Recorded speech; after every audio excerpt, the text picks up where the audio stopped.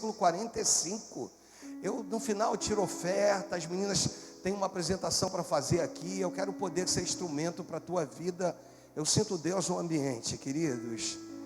Eu fico muito feliz porque isso não é palavra de um pregador que vai vir aqui que precisa te emocionar de alguma maneira. Não, essa é a palavra do pastor da tua igreja. Amém? Em nome de Jesus. Então, eu quero poder só ser instrumento para a tua vida hoje. Aleluia. Depois eu vou ficar com só o versículo 21 do capítulo 6 de João, tá? Aquele na Bíblia, a mensagem. Tá bom? Então, vamos lá. O texto diz assim: logo a seguir, compeliu Jesus os seus discípulos a embarcar e passar adiante para o outro lado. Aí ele diz assim, a Betsaida, enquanto ele despedia a multidão. E tendo despedido, subiu ao monte para orar. Ao cair da tarde, estava o barco no meio do mar, e ele sozinho em terra. E vendo-os em dificuldade a remar, porque o vento lhes era contrário, por volta da 4ª vigília da noite, veio ter com eles andando por sobre o mar. E ele tinha um objetivo, e o objetivo dele era tomar a dianteira. Vamos lá? E eles, porém, vendo andar sobre o mar, pensaram tratar-se de um fantasma, gritaram. Pois todos ficaram aterrados à vista dele, mas logo lhes falou e disse: é tão bom ouvir a voz de Deus. Ele é aquele que acalma, sabe? Acalma o nosso ser, acalma a nossa. Olha as palavras de Cristo andando por sobre as águas. Vou orar. Deus e Pai, fala conosco no nome do Senhor Jesus. Que seja uma mensagem profética, uma mensagem apostólica, uma unção apostólica sobre essa igreja, no nome do Senhor Jesus. Eu prego, ele vai dizer assim: tem de bom ânimo. A Bíblia não diz que Jesus grita. A Bíblia diz que Jesus simplesmente vira e diz: tem de bom ânimo, sou eu. E aí ele continua dizendo assim: não temais. Então ele vem com palavras tão significativas. Não são muitas, mas são suficientes.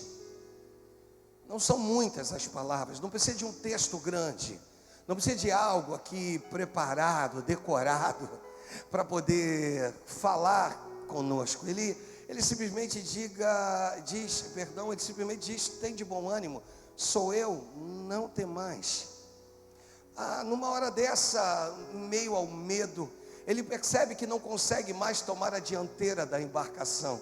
Ele percebe que os seus discípulos agora estão aterrados, estão com muito medo. E o medo então faz com que Jesus espere algumas coisas que ainda vão acontecer. O texto diz assim no versículo de número 51: e subiu para o barco para estar com eles. E aí eu quero pegar esse 51, porque eu vou fazer uma analogia do 51 com o Evangelho de João, capítulo 6, versículo 21. E aí o texto diz assim: e subiu para o barco para estar com eles. E o texto diz: e o vento. Eu expliquei no culto de virada a respeito da 4ª vigília. Esse texto é muito clássico, esse texto é muito cirúrgico. Esse texto vai mostrar que Jesus chega na 4ª vigília. Jesus chega onde? Eu vou além, Jesus chega no final da 4ª vigília. Então me ajuda, Jesus chega.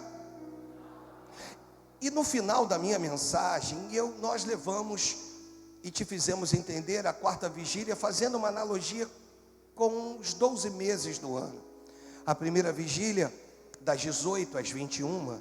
A segunda vigília, das 21 até meia-noite. A terceira vigília, de meia-noite às 3 da manhã. A 4ª vigília, das 3 da manhã até às 6 da manhã. Jesus não chega no início da 4ª vigília, provavelmente. Jesus ele vai chegar no final da 4ª vigília. Então você imagina alguém que o dia já está próximo de amanhecer, mas ainda não amanheceu, porque ele ainda não chegou. Então deixa eu liberar algo para a tua vida. Existem coisas que ainda não amanheceu porque ele ainda não chegou. Ah, mas o texto é tão bonito, tão expressivo, pois esse texto vai dizer que antes de amanhecer, repita comigo, antes de amanhecer, com mais fé, diga assim, antes de amanhecer, ele chegará. Tem alguém do teu lado aí que você possa, como uma palavra que você dê a essa pessoa, diga assim, não se preocupe, antes de amanhecer, ele vai se manifestar. Ele vai se manifestar em nome de Jesus. Ele vai se manifestar antes de amanhecer, entende? E Jesus então chega lá no final da quarta vigília da noite. Já são quase 6 horas da manhã.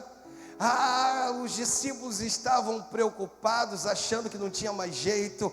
Mas Jesus chega, irmãos, trazendo uma nova esperança, trazendo uma nova perspectiva, trazendo uma nova roupagem, trazendo um novo dia. Junto com ele, vai vir ou vai nascer um novo dia. O salmista, ele vai dizer, eu sei que é um texto sobejamente conhecido, ele vai dizer que pode a tristeza durar toda uma noite, mas a alegria virá ao amanhecer. Pode ser que a tristeza esteja perdurando, mas vai amanhecer na tua vida. Vai amanhecer na tua vida, em nome de Jesus. Mas eu terminei 2021 dizendo, já amanheceu. É profético isso. Levanta uma das tuas mãos e diz assim, já amanheceu. Ou diga assim, eu já estou em 2022. Diga assim, já amanheceu na tua vida, entende?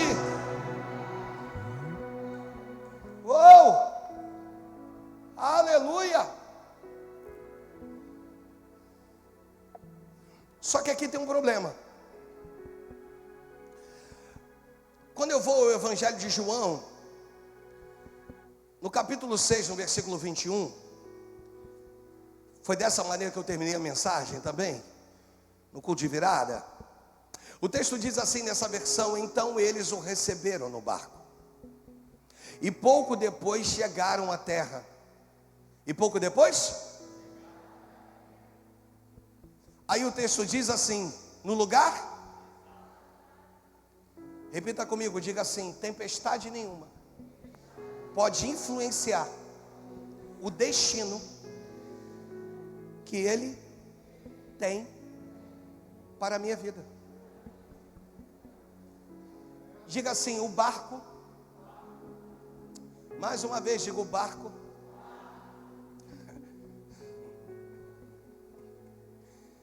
não ancorou nem 1 metro para cá, nem 1 metro para lá.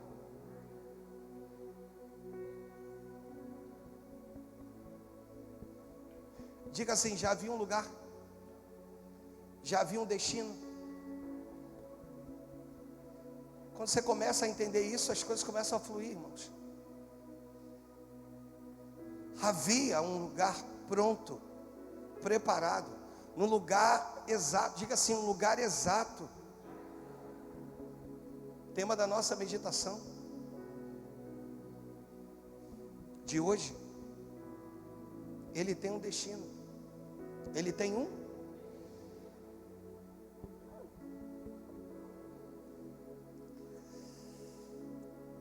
Tá, pastor, eu entendi. Então não complica.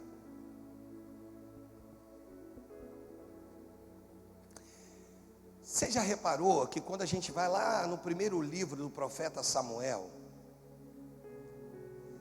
no capítulo 1, no versículo de número 11,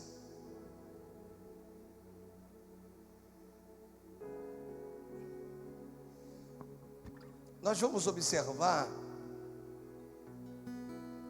que o texto diz, meu sobrinho,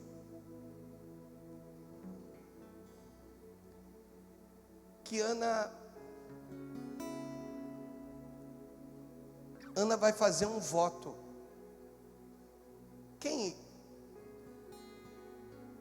Quem é que faria um voto? Ana. Quem é que faria um voto? Ou melhor, quem é que fez um voto? Quando eu digo faria, porque eu preciso analisar o texto e entrar dentro desse cenário. Aí no voto dela, ela vai dizer que se benignamente atentares à aflição da tua serva, e de mim te lembrares, da tua serva não te esqueceres, lhe darei e lhe deres um filho varão, ao Senhor o darei por todos os dias da sua vida, e sobre a sua cabeça não lhe passará navalha. Quando você acompanha o texto, Deus cumpre. No capítulo de número 1, no versículo 24, Ana vai cumprir com o voto que ela fez. O texto diz: havendo desmamado, levou-o consigo, com um novilho de 3 anos, uma efa de farinha, um odre de vinho, e apresentou na casa do Senhor. Era um menino ainda muito criança. Ana agora vai apresentar o cumprimento do voto. Mas quem fez o voto, amados? Agora, o menino que é apresentado como cumprimento do voto vai precisar ser criado na casa de Eli, junto com Ofni e Finéias, seus filhos, numa situação completamente desagradável, difícil de ser vivida. E você vai observar que ele vai precisar não se corromper com os maus costumes. Ou seja, o ambiente à sua volta não podia contaminar aquilo que era propósito de Deus. E você imagina a luta pessoal que esse menino ia passar, o que passou durante a sua trajetória, mostrando que Ana faz um voto, mas ela não tem noção que para esse voto se cumpra, para que Samuel se torne sacerdote, profeta e juiz, ele ia precisar vencer tantas coisas.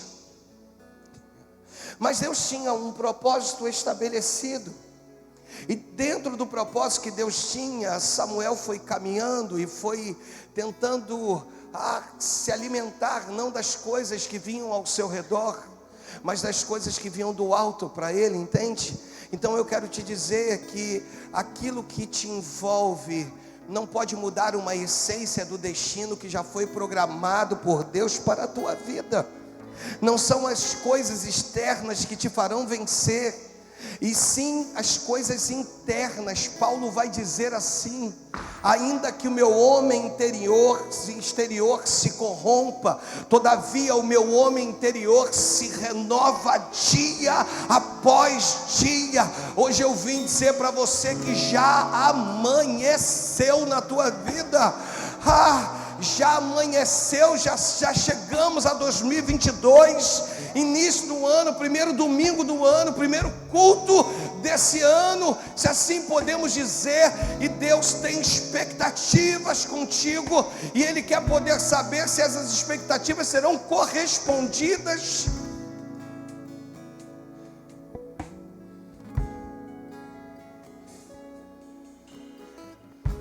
E o texto de Marcos,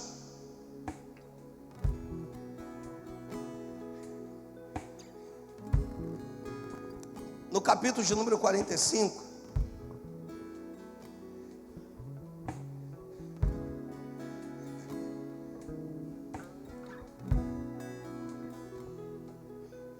vai mostrar que o início revela o final. O texto diz assim, que Jesus vai compelir os discípulos a embarcar. Tá, pastor, já entendi isso. Para o outro lado da margem, também já entendi, pastor. Para o outro lado do mar, já entendi isso, pastor.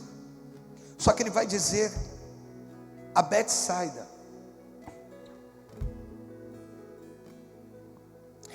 Betsaida é conhecido como a casa da pesca, um lugar muito conhecido de Pedro e daqueles que trabalhavam com ele. Você vai observar que nesse momento Pedro é conduzido a um lugar. em que ele tinha muita intimidade com o local. E não é diferente isso na minha vida, nem na tua. Porque agora ele tinha que pisar em Betsaida de uma maneira diferente. Porque quando eu ando sobre coisas naturais, eu tenho esperança. Mas quando eu ando sobre coisas espirituais, eu tenho respostas. O Senhor queria pegá-lo junto com os discípulos e levar a um lugar que ele conhecia. O que é isso, pastor? E o que Deus está falando conosco? Duas coisas. Primeira, o que Zacarias vai dizer no capítulo 4, no seu versículo de número 10, que algumas versões ele vai dizer assim: não despreze os humildes começos.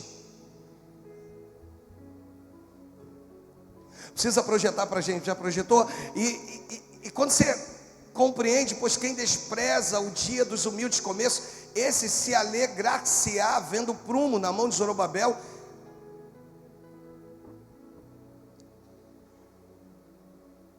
Vai se alegrar, mas há um desprezo das coisas do seu início. O que é isso, pastor? É Deus às vezes precisando te levar para a casa da pesca, para promover uma próxima viagem para você. Pois ele tem um destino.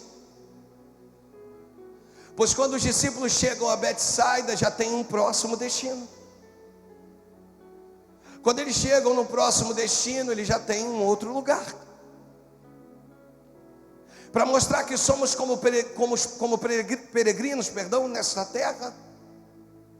E de que estamos aqui de passagem. Pois o destino final é o céu. Diga amém por isso.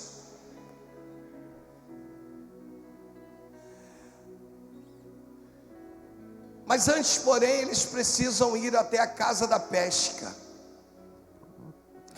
Depois de vencerem a tempestade, depois de serem conduzidos, depois de observarem um milagre, depois de Pedro andar por sobre as águas, agora eles vão ser conduzidos à casa da pesca, a Betsaida. Deixa eu falar com você, Betsaida não é um território para os discípulos, Betsaida é um destino. Existem lugares que Deus quer te levar e não quer te levar a nível territorial. É tão bom, eu já ouvi muitas pessoas dizendo: Deus vai te levar para as nações. E nós estamos, irmãos, porque pelo YouTube a gente já alcançou centenas de países aí fora. Diga amém por isso. Mas é tão bom quando você ouve isso. Isso aguça, isso é bom de se ouvir. Mas eu não estou falando de territórios aonde você vai lá no mapa e você localiza. Eu estou falando de destinos dados por Deus, que é maior do que territórios que você possa alcançar, lugares que você possa chegar. Deus está dizendo que mais importante do que os territórios é a presença dele, que vai contigo para qualquer lugar. É ele que vai caminhar com você. É ele te mostrando que em 2022 as coisas precisam tomar uma forma diferente na tua vida. É ele dizendo que agora ele quer de você, da tua vida, um máximo. Te mostrar que foi muito bom enquanto você esteve por aí. Você esteve sentado nessa cadeira confortável. Porque se tem uma coisa que eu procurei fazer, é comprar uma cadeira confortável, irmãos. Sabe? Quando nós fomos adquirir, eu disse: vou comprar uma cadeira confortável. É muito bom isso. Mas hoje eu vim te dizer que ele tem um destino para você. Ele tem uma próxima viagem para a tua vida. Ele tem um lugar novo para você. Ele tem coisas novas para você. Ele tem personagens novos para a sua vida. Deus tem capítulos novos para você, capítulos novos para sua família. Por esse motivo eu preciso entender que Betsaida é um destino. E quando eles pisam em Betsaida, o Senhor, ei, não vai ficar só nisso, eu tenho coisas maiores, eu tenho outros lugares. Sabe quando você sente, né, o Senhor te tomando pela mão? Irmãos, Deus dá uma ordem até para quem não merecia. Através da intercessão de Abraão, Deus dá uma ordem para tirar Ló e a família dele de Sodoma. Sabe, talvez nem merecesse, na ótica de visão, de uma leitura de um texto, mas quando o anjo percebe que eles estão meio que sem entender, o anjo segura eles pela mão. Você não merece, eu não mereço, mas eu estou debaixo de uma graça, de um favor imerecido. O sangue de Cristo me livra de todo pecado. É isso que Ele está falando conosco hoje. Você não merece, eu não mereço, mas ainda assim Ele dá ordem aos seus anjos. Salmos 91, versículo 10, 11.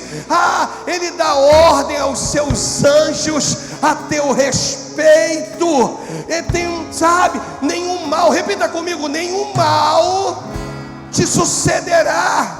Diga, praga nenhuma chegará à minha tenda. Diga, minha tenda. Porque aos seus anjos, leia com fé, vai. Porque aos seus anjos,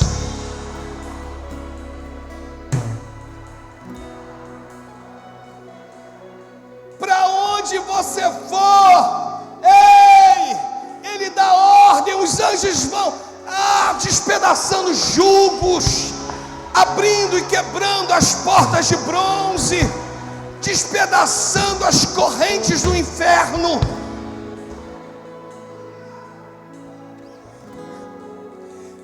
Conta só um segredo para quem está próximo de você. Diga assim: Ele só quer uma coisa de você, que você não pare. Não pare. Não pare. Continue, diga continue. Vira, diga continue.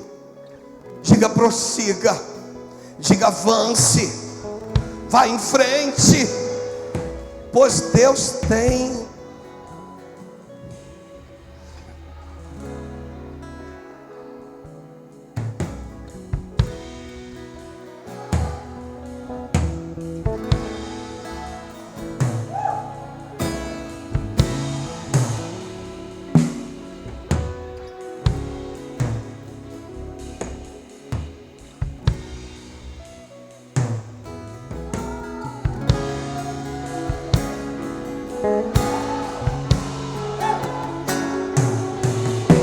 Sobre o trono de justiça, eternamente haverá um rei, e ele voltará para governar as nações.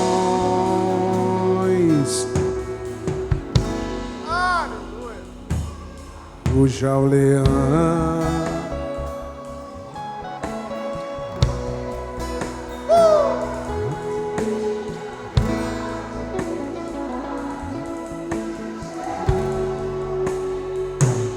que ruja o leão,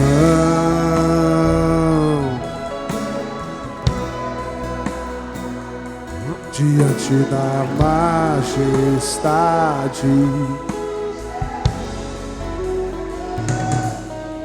Você pode não querer ir, é um direito seu.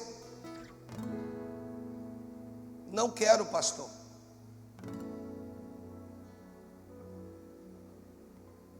Você pode. Pode? Pode.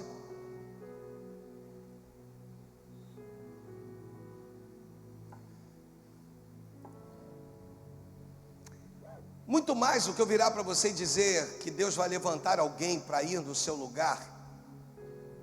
Desculpa, Ele é suficiente para fazer sem que eu ou você esteja.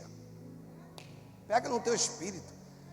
Para com esse negócio de, se tu não for, tu vai ver, ele vai levantar o irmão. Não, o espírito dele é capaz de convencer o homem do pecado, do juízo e da justiça. Diga assim: ele é suficiente.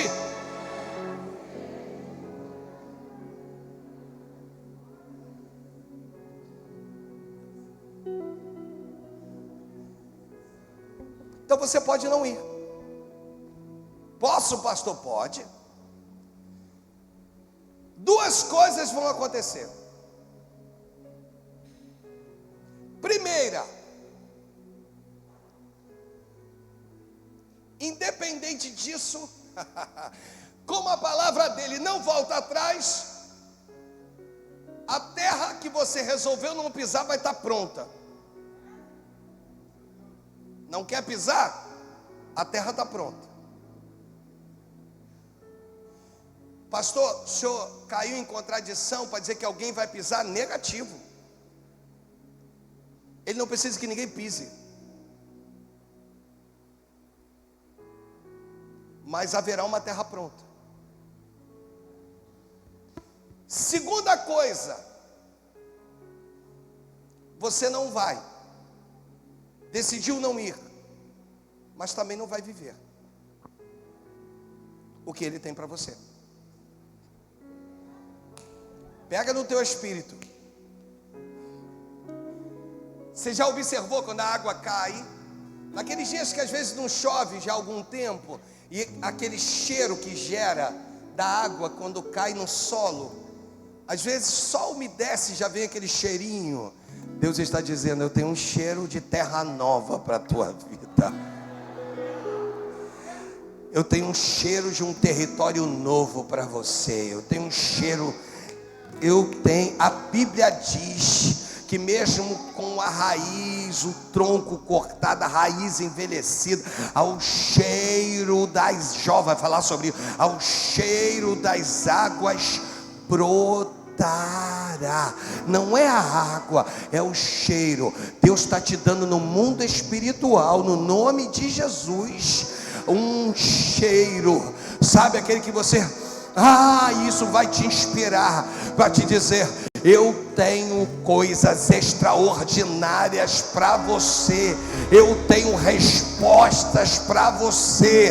Você não vai andar sobre o natural, você vai andar sobre o sobrenatural, e Deus tem respostas para a tua vida nesses dias, em nome de Jesus. Repita comigo: para cada ação há uma reação.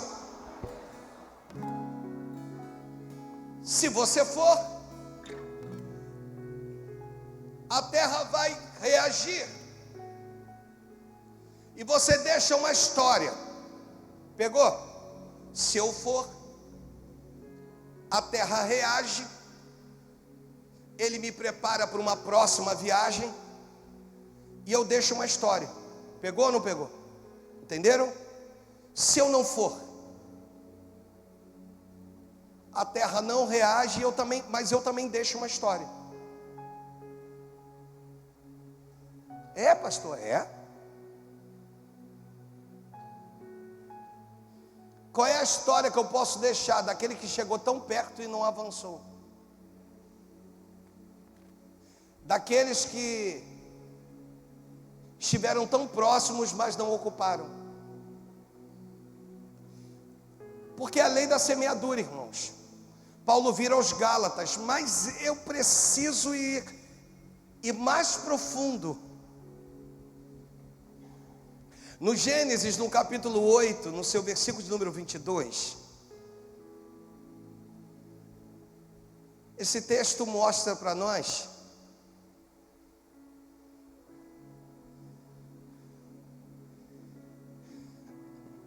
sobre a semeadura.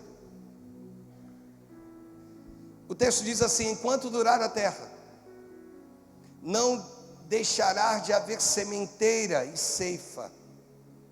frio e calor, verão e inverno, dia e noite.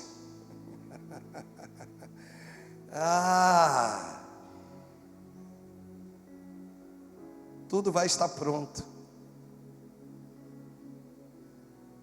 Se eu for. Uma história começa a ser redigida. Quando eu chegar, não.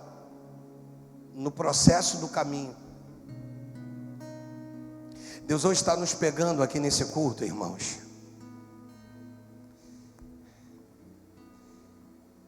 E te levando a um pensamento, a uma introspecção. Olha para mim, por que a igreja se renova tanto? Repita comigo essa frase. Você pode colocar aí, por que a igreja se renova tanto? Uma pergunta.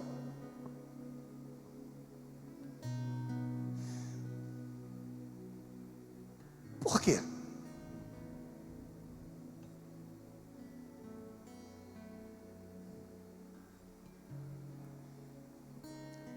Tem alguém do teu lado?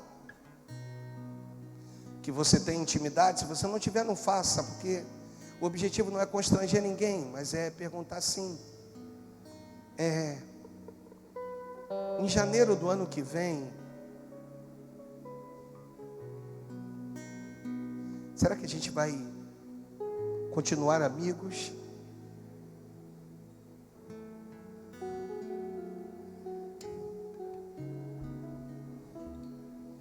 Será que vamos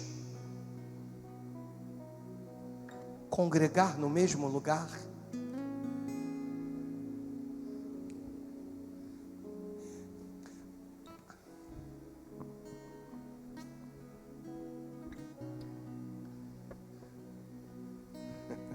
Ouvindo essa voz maravilhosa durante os louvores do pastor Eduardo,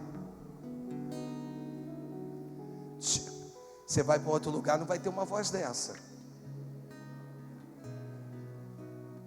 Não vai ter o pastor Alexandre gritando como grita, perde a voz. Não vai ter a Ana Paula aqui, ó.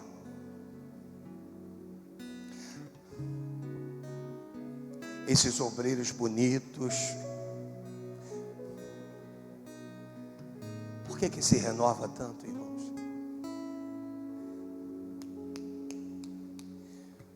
Por que somos tão oscilantes? Um dia queremos, no outro. Eu não estou dizendo que pessoas têm que ficar aqui para sempre, não. Mas eu estou falando a respeito de pessoas que nem criam raízes, nem aqui, nem em lugar nenhum. Não é a nova unção. Se você for para outro lugar para criar raiz num outro lugar, amém por isso. Mas o que sustenta uma árvore de pé, o que sustenta ela, quanto às forças da natureza, o vento, a chuva, as tempestades, as ventanias, é justamente a profundidade da sua raiz. Deus te trouxe aqui hoje para dizer: finque suas estacas, crie raiz, não seja oscilante. Cuidado com o que você posta na sua rede social, porque um dia o pessoal vai te ver muito crente, e dependendo da foto que você põe, vai te ver que você não tem nada de crente, pelo amor de Deus. Aleluia, diga aleluia. Em nome de Jesus, criemos raízes, que você possa dizer: haja o que houver, aquele pastor é chato a beça, mas eu sou fruto da nova unção. Sabe, eu amo aquele lugar, eu amo aquele lugar, eu amo meus irmãos. Tem uns que às vezes dá umas ranhuras, dá uns probleminhas, mas eu amo, sabe, juntos nós vamos avançar, irmãos. É isso que Deus quer de nós, um só povo, com um só coração e com um só Deus. Feliz é a nação cujo Deus é o Senhor. É isso que Deus quer de nós. Betsaida é um destino. Quando você chegar, Ele vai te levar para um outro lugar, e depois para um outro, e depois, me ajuda, vai, e depois, vem comigo, vem, e depois para um outro, e depois para a eternidade.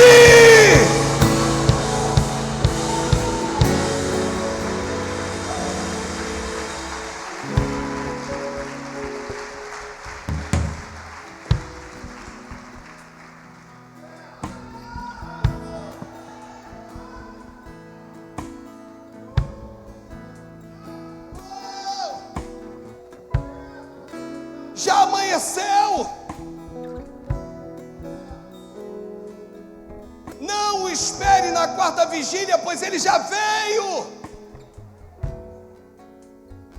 morreu e ressuscitou, e vive à destra de Deus.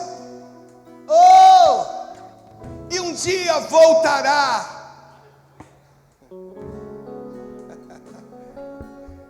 É isso.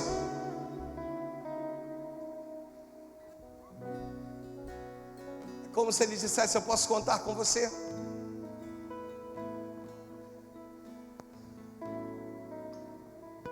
Mas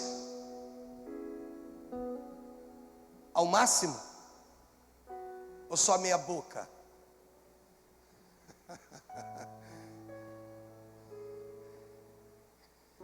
Ao máximo? Por inteiro?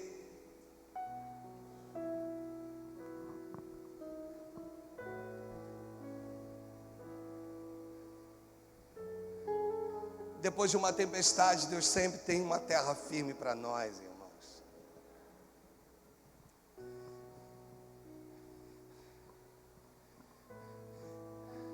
Houveram madrugadas difíceis, mas Jesus chegou. Quando Ele chega, um acesso novo nos é dado. Se preocupa não. Se você escolheu a melhor parte,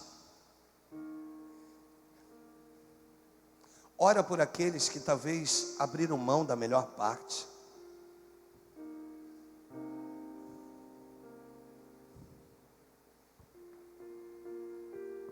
Não discrimina não.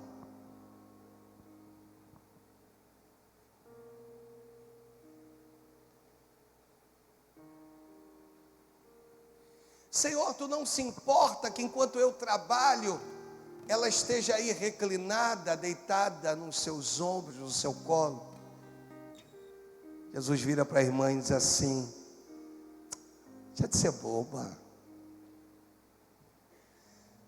A sua irmã escolheu a melhor parte.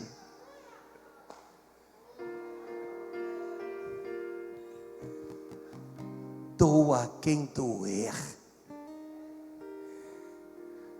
A melhor parte é fazer parte, desculpa repetir, e eu não gosto disso, do reino dos céus. A melhor parte.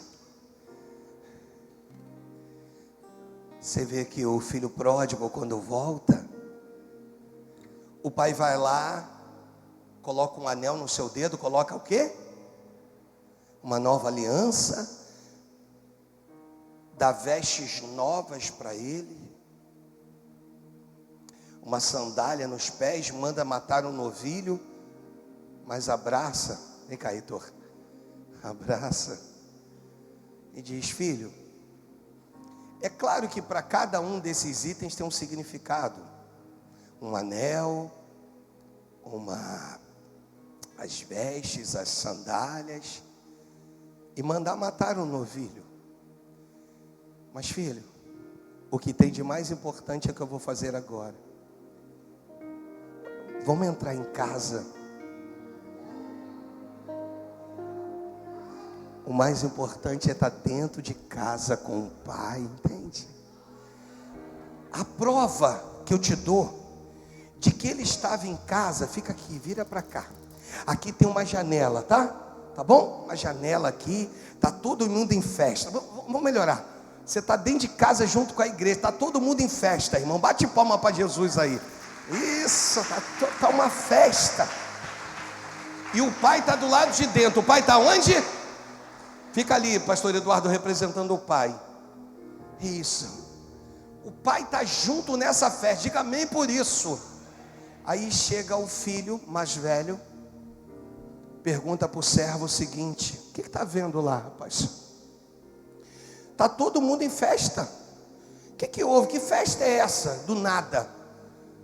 Aí, o senhor nunca fez uma dessa? Meu pai nunca fez uma dessa para mim. Aí, o servo vira para o irmão e diz assim: rapaz, foi teu irmão que chegou. Teu pai mandou fazer uma festa para ele.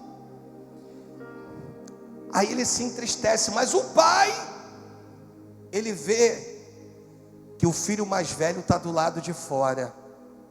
Irmãos, o que ele faz? Ele vem. Não, você fica. Mas filho mais novo, Fica aí, filho, fica aí, filho. filho, fica aí, sai não, você está do lado de dentro. Aí, o pai quando chega, primeiro ele ouve, aí ele vai falar disso, né? Ele vai dizer: tu nunca me destes um cabrito para sacrificar com os meus irmãos? Nunca fizeste isso para mim. Ele está triste.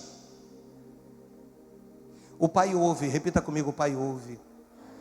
O pai hoje está te ouvindo. De repente você está aqui, mas você está fora. E ele hoje fez esse culto, essa parte do culto pela tua vida. Em nome de Jesus. O pai vira para ele e diz: tudo que é meu é seu. Tu sempre esteve comigo. E aí ele pega o filho e o leva para dentro da casa. Você está entendendo? Dentro da casa.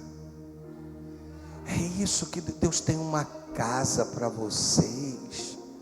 Deus tem um lugar para a tua vida. Deus tem algo pronto para você. Deus não te quer de qualquer maneira. Chegou o tempo da tua vida ao máximo. Para de colocar desculpas. Uma vez eu ouvi algo que eu não estou dizendo que Deus está falando com você. Diga amém por isso. Obrigado. Eu não estou falando que Deus está direto. Mas um dia minha pastora virou para mim, Davi, e disse assim: de que jeito que você quer servir o Senhor? Em pé ou deitado?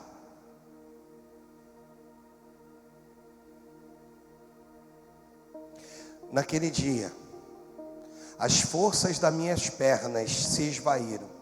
E quando eu vi, eu estava completamente prostrado, com o rosto no chão. E aí eu chorei. E disse: Deus, eu quero te servir de pé.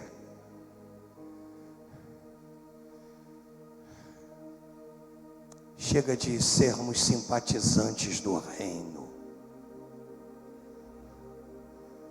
Deus quer muito mais de você. Chega de flertarmos com o Senhor. Deus quer muito mais de você. É a tua vida ao máximo. É sair evangelizar, é voltar a falar de Jesus, é voltar a amar as almas, é voltar a dar o teu melhor no reino. Eu estou ali com a minha sogra, 80 anos de idade, e até há pouco tempo atrás evangelizando nas ruas. É obreira da Igreja Universal há anos, é a mulher de fé, mulher guerreira. Deus está dizendo para você: o que você tem feito para mim é pouco demais. Você precisa dar o teu melhor. Os valores desse mundo têm ocupado o meu lugar. As coisas desse mundo têm ocupado o meu lugar.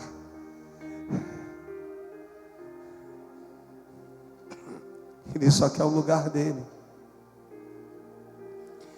Quando Jesus é interpelado a respeito de imposto, se deveria ou não deveria de pagar, ele vai dizer: dai a César. Primeiro ele diz: essa esfinge, olha para o lado, qual é a imagem? Uma tem a imagem de César, o outro lado, uma outra imagem. Aí ele diz assim: então dai a César o que é de César, e a Deus o que é de Deus. É isso que ele quer de nós. É isso. Hoje ele te trouxe aqui para te dizer: eu tenho um destino. E o destino final é o céu, mas antes disso eu tenho lugares que eu vou te fazer caminhar. E para cada lugar e para cada tempestade que você vencer, tu vai ver que maiores serão os milagres que eu vou liberar sobre a tua vida. Ele está dizendo: aquieta o teu coração, pois eu vejo quando você caminha chorando. Eu vejo quando tu vem para a casa de Deus, mas tu está fragmentado, completamente despedaçado. Eu permito isso. Mas por que, Senhor, que o Senhor permite? Porque só pode pregar para fragmentados aqueles que um dia foram fragmentados. Só pode falar aqueles que um dia sofreram. Então, se você passou por tudo isso, tu tem uma palavra de vida para liberar para alguém. Tu pode virar e dizer: Deus fez na minha vida. E se Ele fez na minha vida, Ele vai fazer na sua, em nome de Jesus. Você pode dar uma salva de palmas ao Senhor?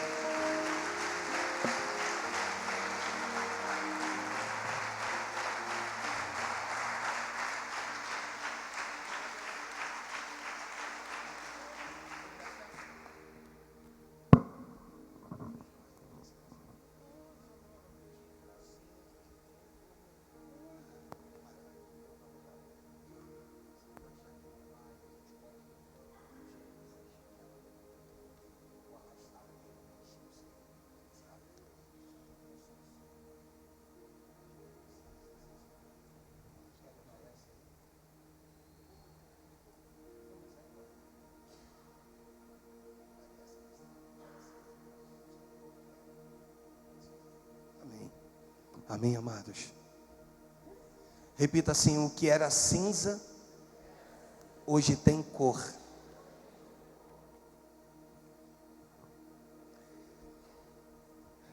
Diga assim: para onde quer que Deus me levar, Ele vai transformar cinzas em lugares coloridos, para a honra e glória do Senhor. Amém. Vira mais uma vez para quem está próximo de você e diga assim: não se esqueça, o Pai tem um destino para a tua vida. Como é que eu faço para descobrir? Primeiro passo, oração. Segundo, consagração. E dentre outras coisas mais. Amém? Quero te convidar a ficar de pé em nome de Jesus.